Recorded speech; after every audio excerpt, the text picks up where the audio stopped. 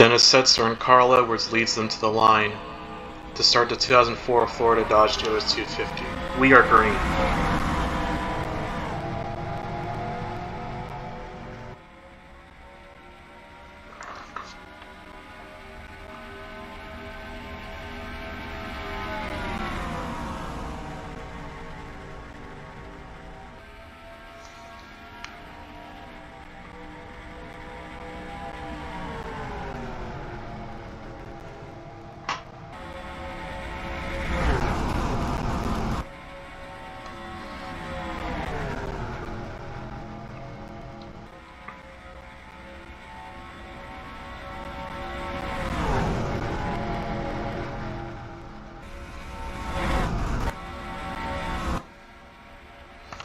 Coming out of the first corner,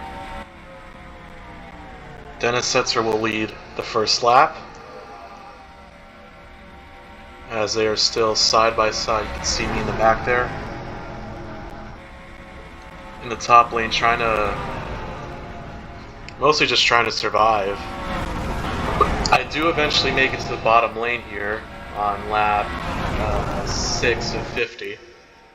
But as you can see there, melee. Matt Crafton involved, Ted Musgrave, Bobby Hamilton involved. Musgrave nearly goes over, and as you can see here, Travis Quaffle goes upside down. So big wreck in the early stages here at Daytona.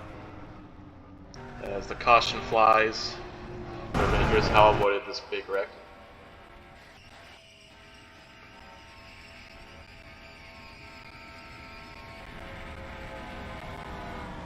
Yeah, that's pretty much it. Caution's out. Lap 7. I'm in 5th. On the restart, Hank Parker Jr. leads from Shane Sieg in the 07, followed by Sprague. I restarted somewhere down in 16th. As over to go. There we go. Started all the way back down in 16th, and as you can see, I wasted no time in trying to pass Andy Houston. And trying to get to the bottom lane, I get blocked by Ken Weaver, who ends up becoming my drafting partner for these next couple laps. And as you can see on lap 16, 3 wide for the lead as I push Ken Weaver in the 08 to the lead.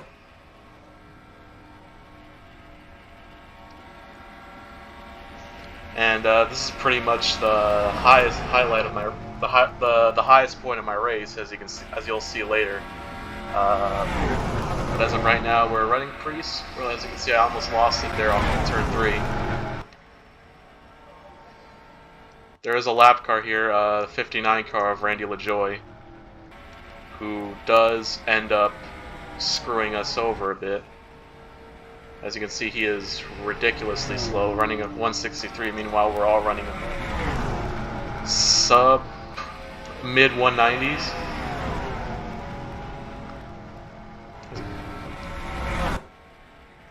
As you can see right now, we've already caught up to the 59, and he's going to end up blocking like mad.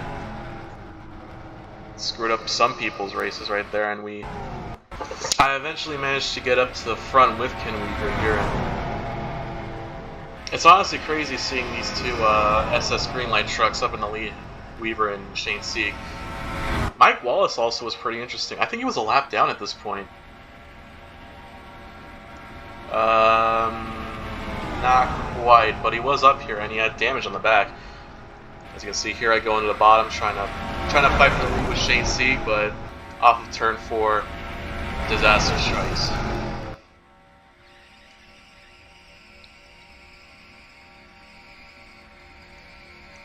Almost immediately off of turn 4, my motor blows, and that's pretty much the end of my race there. I am out. Caution flag is also out. And yeah, that's pretty much my Daytona race in a nutshell. Some people elected not to pit onto this caution. As you can see here, the number 40 truck of Joey Clan elected not to pit. and now he's currently the leader. As we restart on lap 28, or 27, excuse me. Okay, now it's 28. And it seemed as though Joey Klein got a good initial start, and then all of a sudden runs out of fuel. Complete bonehead move by the 40. He doesn't pit under this caution, completely runs out of fuel, and then Randy McDonald in the 72 runs in the back of him, and it causes a big crash in the back. Then the 40 gets into the 22 and then collects seed and basically spins. And yeah, pretty much Joey Clanton pretty much ruining his own race here as this gets interesting. I don't know what happened to him. He starts reversing it.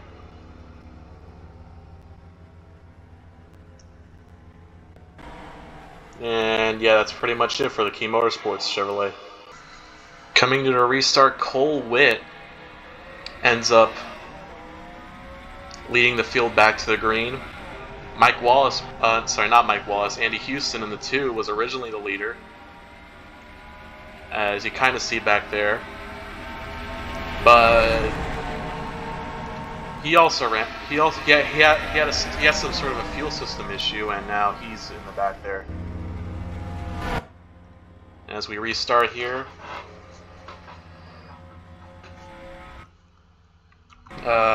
yeah, Brandon Wood's currently your leader, and it's gonna get dicey. Here comes Shelby Howard in the 23. This could be big for him. He gets a push from Shane Meal, I think, in the 15. Yep, Shane Meal. And he ends up leading the charge for Toyota after 2 of its top competitors are now out of the race. Some big developments happen in the later stages of this race. Here's the 21 of Hank Parker Jr.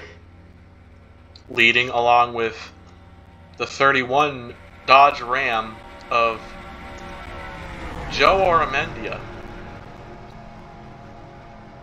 Keep in mind, he started last. I think he started. No, he started 35th. I think in the IRL race. He's currently running second, and I think he started way deep in the. I think he started deep in the pack or midfield at the start of this race. I forgot. See 3 wide action back there with Mike Skinner, Mike Wallace, and John Wood in the 50. Once again, Mike Wallace has no rear bumper. No rear bumper on the back of that 52, and yet he's still managing to keep up with these guys. He was one of the trucks that was involved in the first wreck. But yeah, Hank Parker Jr. and Joe Aramendia pulling away here. Speaking of cars involved in that first wreck, there's the 62, the all-white number 62 of Steve Park in third. So see, they're really tight right there in the pack. And it's pretty much going to stay this way for the next couple laps as we're getting close to 10 to go. Keep in mind, some of these guys are going to have to pit soon. Yes, it's currently 3 to 4 laps to go, and they're going to pit soon. Oh, and there's a truck spins out. Shelby Howard in the 23 spins off the front of, I think that was Mike Skinner, if I'm correct. Oh, look out. Truck's coming at full speed towards him, but Shelby Howard manages to keep that 23 truck going as we're under our 4th caution and probably the last caution of the race. This race is pretty much over now. And if Hank Parker Jr. doesn't... Keep in mind, these trucks are almost about to run out of fuel. So if Hank Parker Jr. can keep that truck in the lead, if he can coast that truck to the finish line, he may end up becoming your winner. After 50 whole laps of chaotic racing and cautions, Hank Parker Jr. is still leading. As you can see, trucks are trying to coast to the line. These trucks are out of fuel. Montgomery's out of fuel. That's Frank Kimball in the 29 out of fuel. See, a lot of these guys are just trying to coast. There's Steve Park out of fuel. Tough break for him. Shelby Howard. I think that's Jeffrey Bonanni also out of fuel. Joe Aramendia now is out of fuel. That's a tough break for him. He was having such a good underdog run. More trucks out of fuel. Mike Skinner's out of fuel. Crawford's out of fuel. Rudiman's out of fuel. And Hank Parker Jr. isn't. So off of in a trial, coasting to the line, Hank Parker Jr. is your winner at Daytona. Tracy Hines ends up in second. Bobby Hamilton third. Mike Wallace coasted into fourth. And Terry Cook rounds out your top 10. 5, I meant. Then it's Andy Houston. Brandon Wynn, this 38. No, I don't think did Brandon. Yeah, Brandon Wynn's here. Huffman and LaJoy are both a lap down. So Brandon Witt manages to finish in 7th. Cleaver and not Todd Cleaver. Okay, I skipped ahead a bit. The 50 car of John Wood finishes in 8th. Mike Skinner coasted in 9th, and Shane Meal rounds out your top 10. There's Hank Parker Jr. He just conked out. But yeah, that's pretty much the race. Hank Parker Jr., your winner here at Daytona. Here are the full finishing results, as I have yet to hit complete on this race. Hank Parker Jr. wins this race. Obviously, here he is coasting to the line. Most of these guys were up there and they ran out of fuel. Tracy Hines finishes second. Then it's Hamilton, Wallace, Cook, Houston, Witt, Wood, Skinner, and Meal rounding out your top 10. Ken Weaver, my old drafting buddy from the beginning of the race, finishes in 11th. Stedman Marlin, who was involved in that first wreck, finishes in 14th. Randy McDonald finishes 15th. As you can see, there's the guys who ran out of field before the line: Joe Armendia, Rick Crawford, and Chad Chaffin. Frank Kimmel, Jeffrey Bodine, and David Ruman are all almost... Well, Kimmel and Ruman are listed as accidents. They actually just ran out of field coming to the line. Steve Park, Montgomery, these three also ran out of field. They're listed as a lap down. And it's Robert Huffman a lap down, and Joey Clan, who had that big brain fart moment at the middle of the race. He finishes a lap down. Randy LaJoy finishes 2 laps down. And then the retirees of the race, the first one being me after blowing a motor, and the rest of them were guys that were involved in the first wreck. Dennis Setzer, the pole sitter. Dennis Setzer and Carl Edwards, the two front row guys out of this race, finishing 32nd and 33rd. Matt Crafton, 34th. Travis Quaffle, who went upside down, finished 35th. And Tina Gordon in the 13 truck finishes dead last. That's it for the first race of my 2004 Truck Series career mode here at Daytona. Next race, I believe, is at Atlanta. That should be a fun race. Should be a much shorter race, as you can see here. This race just about to hit the 1 hour mark. And yeah, that's it for me. See you next race.